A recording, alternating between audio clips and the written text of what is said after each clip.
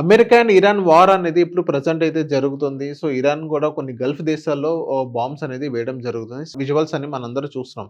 So, అలాంటి సిట్యుయేషన్స్‌లో ఇప్పుడు gold price అనేది పెరుగుతుందా? తగ్గుతుందా? సో, పెరిగితే ఎప్పటి వరకు పెరిగే ఛాన్స్ ఉండిద్ది అనేది ఈ వీడియోలో మేము డిస్కస్ చేయడం జరిగింది. ఈ వీడియో ఎండ్ వరకు చూడండి. మీకు గోల్డ్ కొనాలా? కొనొద్దా? అనేది మీకంటూ ఒక క్లారిటీ వస్తుంది. మా ఛానెల్‌ని ఫాలో అండ్ సబ్స్క్రైబ్ చేయండి. Hello sir, welcome to social post. Thanks అండి. సార్, ఇప్పుడు గోల్డ్ ప్రైస్ మళ్ళీ పెరిగింది. సిల్వర్ కూడా 2,70,000 చేంజ్ ఉంది. సో, ఇప్పుడు ఇది మంచి టైం అంటారా ఇన్వెస్ట్‌మెంట్ చేయడానికి? ఇది యాక్చువల్‌గా వార్స్ వల్ల జరుగుతుందండి. అమెరికా, ఇరాన్ వార్ వల్ల కొంచెం బాగా పెరిగింది. ఈవెన్ గోల్డ్ కూడా మనకి చూస్తే బాగా పెరిగింది.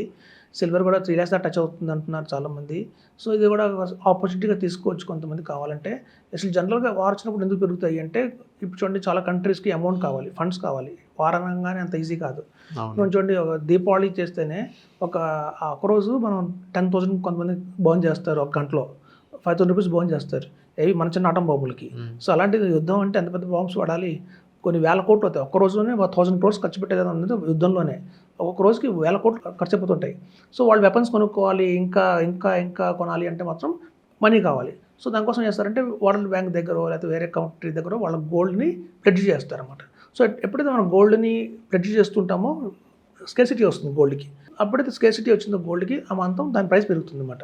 ఎందుకంటే డిమాండ్ పెరిగింది కాబట్టి. సో, ఇదంతా ఒక లింక్. సో, అందుకనే ఎప్పుడైనా వార్ వచ్చిందంటే ఫస్ట్ పెరిగేది గోల్డే పెరుగుతుంది. సో, మొన్నటిదాకా గోల్డ్ కొంచెం బుల్ రన్ చూసాము, టారిఫ్ కొంచెం సద్దుమరుగాయి ఒక బుల్ రన్ వస్తుంది అనగానే మళ్ళీ మార్కెట్లో గోల్డ్ ప్రైస్ తగ్గడం చూశారు జనాలందరూ. సో, ప్యానిక్ అయ్యారు, మనం అయ్యో గోల్డ్ పడిపోతుందేమో అని చెప్పి. మళ్ళీ వార్ సిచ్యువేషన్ రాగానే మళ్ళీ పెరగడం మొదలుపెట్టింది. సో, ఇది కూడా మనకు ఒక 2-3 months ఉండే అవకాశం అయితే ఉందండి. కొంచెం ఎప్పుడైతే ఈ వార్ లైక్ సిచ్యువేషన్ కొంచెం తగ్గేంత వరకు కూడా మనకి ఇట్లా గోల్డ్ ప్రైస్ పెరిగే అవకాశం ఉంది. కాబట్టి షార్ట్ టర్మ్లో కొనుక్కోవాలి అనుకున్న వాళ్ళు కొనుక్కోవచ్చు, దీన్ని గెయిన్ చేసుకోవచ్చు ఈ ఆపర్చునిటీని. ఇప్పుడు ఈ షార్ట్ టర్మ్లో మీకు లాస్ట్ 2-3 months కూడా మార్కెట్ పెరుగుతుంది, గోల్డ్ మార్కెట్ డెఫినెట్గా పెరుగుతుంది. సో, ఎప్పుడైతే ఈ వార్ అనేది కొంచెం స్టేబుల్ అవుతుందో అప్పటిదాకా అయితే పెరుగుతుంది. సో, మనకి చూస్తుంటే కొంచెం తగ్గేటట్టే లేదు. అట్లీస్ట్ ఒక 2 months దాకా ఉండేది ఉంటుందండి. సార్, ఇప్పుడు గోల్డ్ పెరగడం కంటే ఇంకా బాగా పెరిగిపోయింది, ఇప్పుడు ఇంకా పెరగదు అని అంటున్నారు. సో, 1,80,000 దగ్గర లాస్ట్ టైం అప్పుడు దాకా అక్కడ దాకా ఉంది. సో, ఇప్పుడు 167 ఉంది. సో, మళ్ళీ ఇప్పుడు అదే 1,80,000 అనేది క్రాస్ చేయబోతుంది అంట. ఈజీగా క్రాస్ అవుతుందండి. ఎందుకంటే ఎందుకు పెరుగుతుంది అనేది మెయిన్ కారణం తెలుసుకోవాలి. ఎప్పుడైనా సరే ఏదన్నా పెరిగింది అంటే ఎందుకు పెరిగింది, మెయిన్ బ్యాక్ రీజన్ తెలుసుకోవాలి. బ్యాక్ ఎండ్ రీజన్ తెలుసుకుంటే రీసెర్చ్ చేస్తే వార్ వల్ల పెరుగుతుంది. సో, ఈ వార్ ఏమన్నా ఇప్పుడు రేపొద్దున క్లోజ్ అయిపోతుంది అంటే ఇద్దరి మధ్య సిచ్యువేషన్ అయితే ఏం లేదు. సో, కాబట్టి కంటిన్యూ అయ్యే అవకాశమే ఉంది. సో, ఎప్పుడైతే వార్ కంటిన్యూ అయ్యే అవకాశం ఉంది అంటే ఆటోమేటిక్గా గోల్డ్ ప్రైస్ అనేది పెరుగుతుంది. ఓకే. సో, ఇప్పుడు మళ్ళీ సిల్వర్ గురించి చూసుకున్న సిల్వర్ సిచ్యువేషన్ ఏంటి సార్? మళ్ళీ రెండు అంతేనండి. గోల్డ్ అండ్ సిల్వర్ రెండు అంతే. మనకి కొంచెం ఈ క్లైమేట్ అంతా, ఈ యుద్ధ పరిస్థితి అంతా కొంచెం సర్దుమణిగేంత వరకు ఈ రెండు ఏదో స్టేబుల్గానే ఉంటాయి, లేదా పెరుగుతాయి. కానీ కింద తగ్గవు, పడవు.